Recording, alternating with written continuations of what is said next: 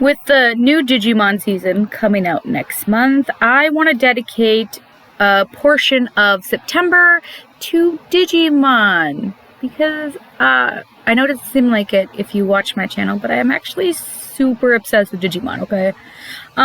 So I'm going to cover various topics, and we're going to, have some fun. If there's anything you want me to discuss or review, comment down below. Today's video, I'm going to be ranking from worst to best the Digimon protagonists in all the seasons. Okay, before you guys, start rearing up your keyboards to hate on me, these are my opinions, and you can have your opinions, and let's, respect everyone's opinions, okay? After all, in the end, most of these protagonists I love just as much as you do. It's just some, in my opinion, may be better than others. And with 8 protagonists, we have a ways to go, so I'm not going to go too in-depth on it. I'm going to try to speed through as much as I can. And if you want to know my more opinions on a particular one, just ask me down below and I'll go more in-depth on it. Starting off at the worst of the worst, at number 8, Akashi, or as I like to call him, the Mary Sue. In Digimon Fusions, we spent 2 seasons getting to know this perfectly serviceable protagonist, Mikey, but then season 3 we got this guy. I'm not going to go on a rant about The Boy Who Left Through Time, Digimon Fusion season 3, because that's for another video when I rate the Digimon seasons, but I will say that the fact that they tried so hard to make this boy likable, that they had to overshadow Mikey and just make him out to be like, oh, look, I can do this, I can do it better, and blah, blah, blah. It just didn't come off as likable. He came off as very insufferable. And for the most part, he treated everything like it was a game. To him, it was, okay? Now, I will admit, he does redeem himself a little bit towards the end. He experiences personal growth. I still felt like the ending after everything he did, something about him just constantly left a sour taste in. His one redeeming quality, in my opinion, is his relationship with you, which I felt like was pretty comedic. However, it wasn't enough to get him off the bottom tier of this list. Trust me, I'll be really railing on him when I make the video for the top seasons in order. Number 7, Marcus from Digimon Data Squad. Don't get me wrong, Marcus is a very cool dude, but I don't know if he's as cool or that great of a protagonist compared to the others. Also, it really weirds me out that he punches Digimon. Like, I don't know. I couldn't really get into him as a protagonist. I will say that one thing I did find cool about him was that he was the one that chose to stay in the digital world. Nobody else was like, let's just stay there. Nah, Marcus was like, I'm doing it. Number 6, Takato from Digimon Tamers. Okay, I can already hear the boos and I can hear the pitchforks and everything. Calm down, guys. Again, this is just my opinion. But I found him boring. Oh, there comes the boos. A lot of people really like him and really love Tamers. I'm so sorry, guys.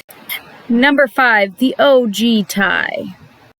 Honestly, it's really hard for me to put him so low, considering he was the first. But at the same time, there's been so many Digimon protagonists. It's only natural that some might be improved upon of the original, and it doesn't mean that Tai isn't still one of the greatest. He really is. He's just not perfect either. The boy's made a lot of mistakes. He was super rash as a leader, and he had some shortcomings. He always overcame them though, which was honestly super important. One of his mistakes was, Skull Greymon.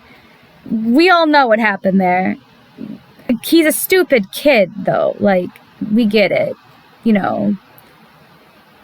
Kids aren't smart. But honestly, that's part of what I liked about him, is that he was just a stupid kid, okay?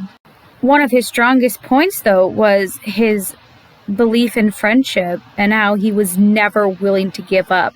to help those in need. And you really can't help but admire Tai for that. Number 4, Davis from Digimon Adventures 2. A lot of people hate on Davis for being a simp, but who didn't simp for somebody when they were a little kid, huh?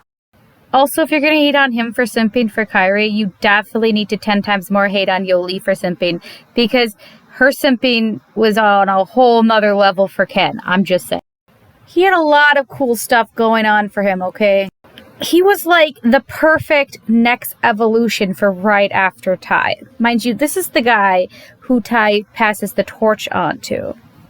And unlike a certain someone pictured here, Davis doesn't do it in a way that comes off as extremely unlikable. He'll actually listen to Tai and consider what he has to say, and he respects him. Tai is basically his mentor. Another thing I find really admirable about Davis is that he was very quick to accept Ken despite everything he had done. He considered all sides, and he realized, that it wasn't fully his fault, and he had his reasons, and he not only does that, but he goes on to become basically his best friend. And even prior to that, he was continuously trying to get him to join onto their side. If you think about it, Davis was practically Mother Teresa in the way of friendship. Like, he would be willing to make almost anybody his friend. Number 3, Takuya from Digimon Frontier. This mad lad entered the digital world because of one reason, and that was because he was bored. Then, when he realizes he's stuck there, instead of full-on panicking, he quickly takes control of the situation and becomes the proper leader he needs to be. And he honestly just, for the most part, enjoys the whole adventure as, a ride. And then when he starts to have regrets and he has the chance to go back and basically make it so he never went to the digital world, he doesn't take that offer. He realizes he has responsibilities in the digital world and he has stuff he needs to do, and it's so much bigger than him. Plus, he is the Digimon. He doesn't have a Digimon partner. He is the Digimon. He morphs into it like a strange, magical girl transformation, and that is beautiful. And that's why he's number 3. Number 2, Haru from Digimon Atmon. Unlike the other protagonists, Haru does not view himself to be the leading man in his life. He views himself very much as a secondary character. He's very quiet, reserved. In any other Digimon season, honestly, he would have been one of the secondary characters. He wants to change, though. He wants to be braver. He wants to become the leading man, basically. However, before he makes any decision, he considers his friends, and he's constantly worried about his friends, and he doesn't want any harm to come to them.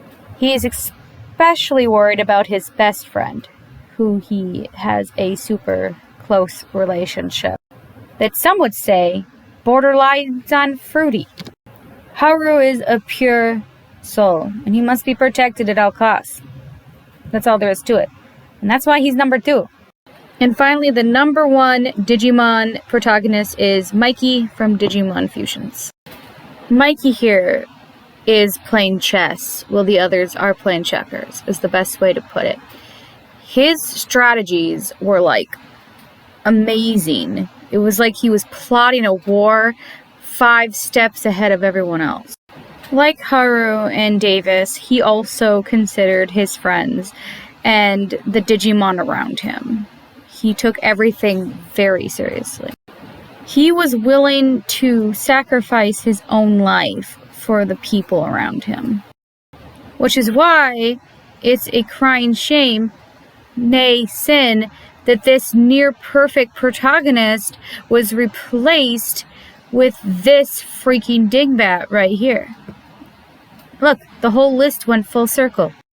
And that's my list of worst to best Digimon protagonists. What did you guys think? Did you agree with me? Did you disagree with me? I know a good chunk of you are going to disagree with me. I just know it. Anyways, let me know down below and stay tuned for the next Digimon video. Bye!